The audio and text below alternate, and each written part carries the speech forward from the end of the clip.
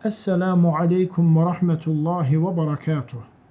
Əziz və qiymətli tələbələr, Allah Taala'nın müvəffəqiyyəti, onun yardımı və köməkliyi ilə Qur'an-ı Kərim dərslərimizə davam edirik.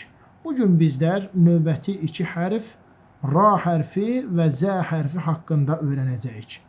Bu dərsimizə qədər bizlər 9 hərf haqqında ümumi məlumat öyrəndik.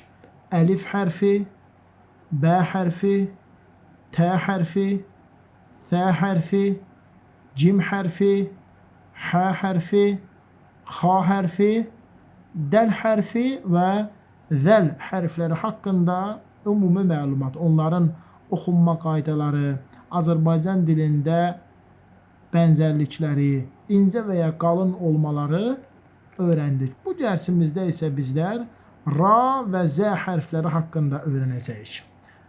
Ra hərfi Azərbaycan dilində olan r səsinin qalın, bəzən isə incə forması kimi tələffüz olunur. Azərbaycan dilində olan r səsinin bəzən qalın, bəzən də incə forması kimi tələffüz olunur.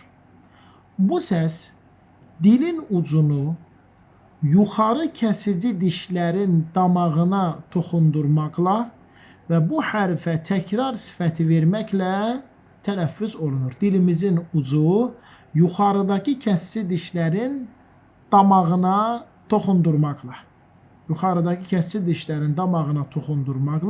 və hərfə təkrar sifəti verməklə, yəni hərfi bir dəfə yox, təkrar oxumaqla tələffüz olur. Ra, ra, ra. Baxsaq, dilimizin ucu yuxarı kəsici dişlərin damağına toxunur və hərfdə təkrarlıq vardır. Ra, ra. Özündən sonra heç bir hərf ilə birləşmir. Bəzən qalın, bəzən isə incə tələffüz olunur. Ra, ra. İkinci öyrənəcəyimiz hərf zə hərfidir. Bu hərfə zə hərfi və ya zeyn hərfi deyilir. Azərbaycan dilində olan z səsinin tamamilə oxşarıdır. Bu səs dilin ucunu aşağı kəsici dişlərin kökünə toxundurmaqla tələffüz olunur. Dilimizin ucu aşağıdakı kəsici dişlərin kökünə, yəni ətlə birləşən yerinə toxundurmaqla tələffüz olunur. Zə, zə. Baxın, dilimizin ucu aşağı kəsici dişlərin kökünə, yəni ətlə birləşən yerinə toxunur, bu şəkildə tələffüz olunur. Zə, zə. Özündən sonra heç bir hərf ilə birləşmir. Zə hərfi, baxmayaraq ki, özündən əvvəlki hərflərlə birləşir, məsələn, ra hərfi kimi, zə hərfi də özündən əvvəlki hərflərlə birləşir, lakin özündən sonra hərflər birləşmir. İncə və nazik qaydada oxunan hərfdir.